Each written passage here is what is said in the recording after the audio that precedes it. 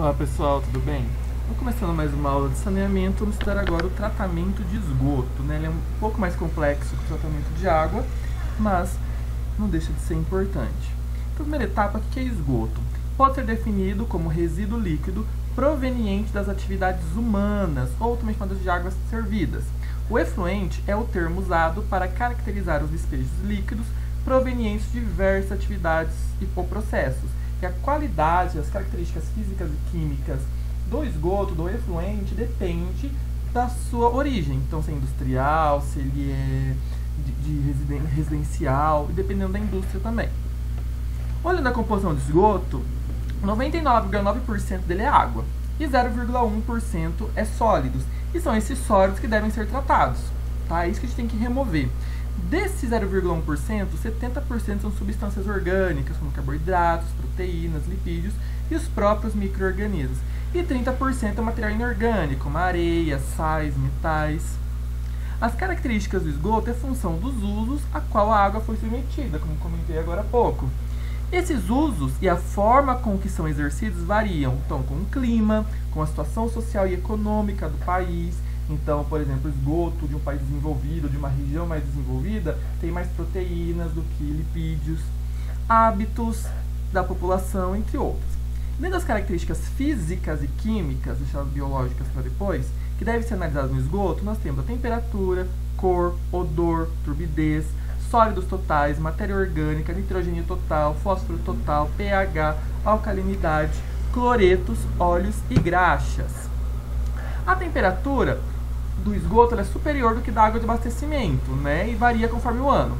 E esse aumento de temperatura, essa temperatura maior, é decorrente da atividade microbiana, porque a gente tem os micro-organismos decompondo a matéria orgânica, consequentemente gera calor. Quanto à cor, o esgoto fresco é ligeiramente cinza e o séptico cinza escuro ou preto. Quanto ao odor, o esgoto fresco ele tem um odor oleoso, relativamente desagradável, e o esgoto séptico tem um odor fétido, né, desagradável, porque tem a produção de gás sulfídrico, entre outros. E quanto à condução de despejos industriais, vai depender das características desse despejo. Quanto à turbidez, causada por uma grande variedade de sólidos em suspensão. Esgotos mais frescos e mais concentrados apresentam a maior turbidez. Quanto aos sólidos totais, nós temos sólidos suspensos, que é a fração dos sólidos que são retidos em filtros de 0,45 a 2 micrômetros. Geralmente se usa 0,45. Dentro nós temos os fixos e os voláteis. Fixos, tudo aquele que é mineral, inorgânico, tá bom? E os voláteis, aqueles que são orgânicos, a gente pode carbonizar, colocar em altas temperaturas e vai virar gás carbônico. Temos os dissolvidos, que é aquele que passou pelo filtro, tá? Também fixos e voláteis. E os sedimentáveis, que é a fração dos sólidos que sedimentam em 1 hora no cano de Unhoff, que é uma indicação aproximada da taxa de sedimentação em tanques. Tá? Olhando aqui, para a gente ter uma noção de porcentagem, a gente tem os sólidos. Então, total de sólidos que está no nosso resíduo, né, que são sólidos totais, 1.000 mg por litro. Suspensos, 350 mg por litro. Os fixos, que são inorgânicos, representam 50. E os voláteis, 300. A gente tem muito mais orgânico. Dos dissolvidos, os que passaram, nós temos os fixos, 400, e 250 de voláteis. Aqui a gente tem o cone de Hoff, ao lado de um tanque de sedimentação. Então, o efluente é colocado ali e durante 1 hora deixa sedimentar. E você tem uma taxa de sedimentação. Consequentemente, você consegue determinar o tempo de retenção hidráulica, ou seja, o tempo que o esgoto deve ficar no tanque de sedimentação para que ocorra, né, como se diz, a sedimentação dos sólidos. Para determinar a massa, tanto biomassa quanto sólido, a gente pode usar filtração a vácuo. Né? Então, você usa ali um sistema de filtragem, coloca uma membrana de 0,45 de acetato de celulose, geralmente, ou de vidro, e coloca seu líquido ali em cima. Quando você ligar a bomba, vai criar um vácuo no quita-sato, puxando o líquido. E aí tudo que era sólido, que era particulado, vai ficar retido na membrana. Para determinar a massa de quanto era orgânico, você pesa um cadinho, depois você pesa o cadinho, tara, e pesa o cadinho com a membrana filtrada.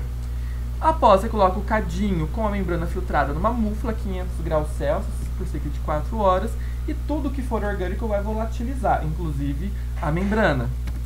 Depois deixa no dessecador para poder perder a temperatura e não ganhar umidade. E depois, finalmente, você pesa o cadinho novamente com o que sobrou, que são as cinzas.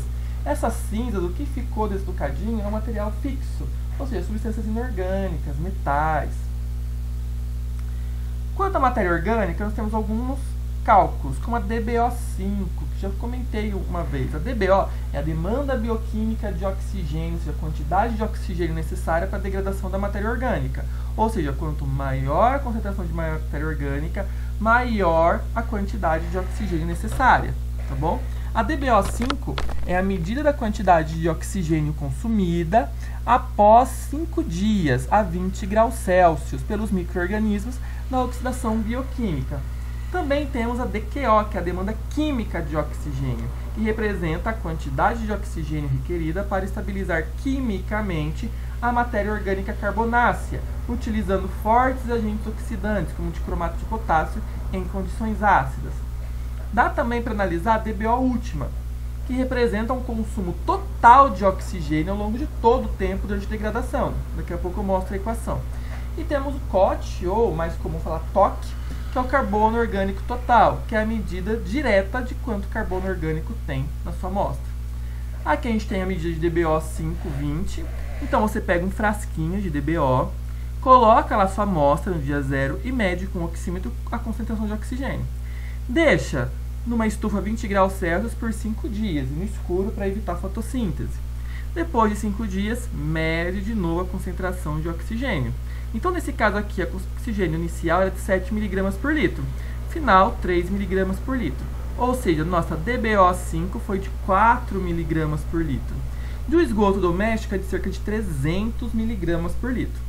E para a gente achar a DBO última, né, aquela quantidade total realmente de oxigênio necessária, a gente faz essa relação aqui, ó.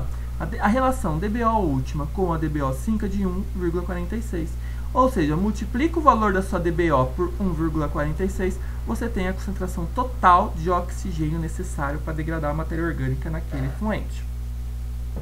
Aqui a gente tem um TOC, tá? Um sistema aí que analisa totalmente eletrônico, bem complexo, caro também por sinal, onde determina a concentração de carbono na sua amostra.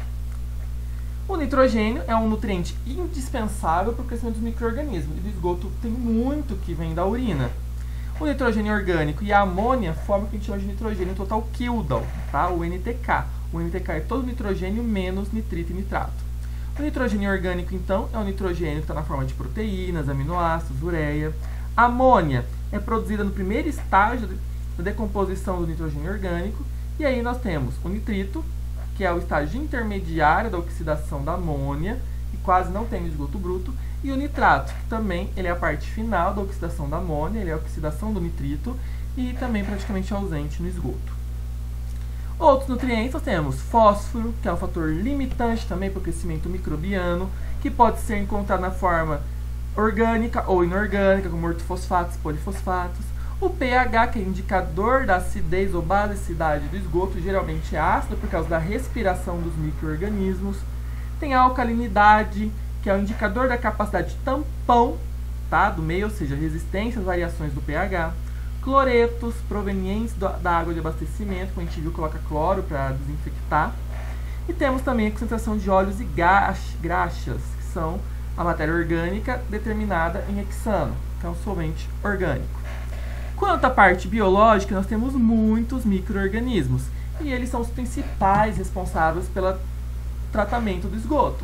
Enquanto o tratamento de água é totalmente físico e químico, o tratamento de esgoto, a maior parte é biológica. E nós precisamos dos próprios micro-organismos que estão ali no esgoto, através das reações biogeoquímicas que eles estão realizando. Então, lá dentro do esgoto, a gente tem um ambiente bioquímico fascinante.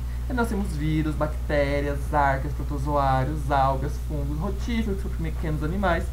E também podemos ter eumintos, né, que são parasitas, que teoricamente não contribuem para a degradação do esgoto, mas eles usam o esgoto como via de transmissão.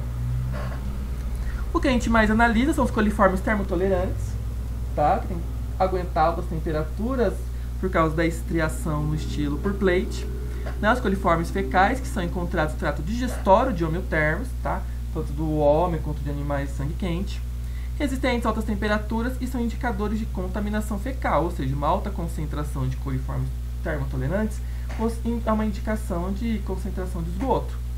E analisa-se geralmente família Enterobacteriaceae, como Escherichia coli, Klebsiella, Enterobacter, Citrobacter. No oceano, né, que tem uma osmolaridade diferente, Enterococcus.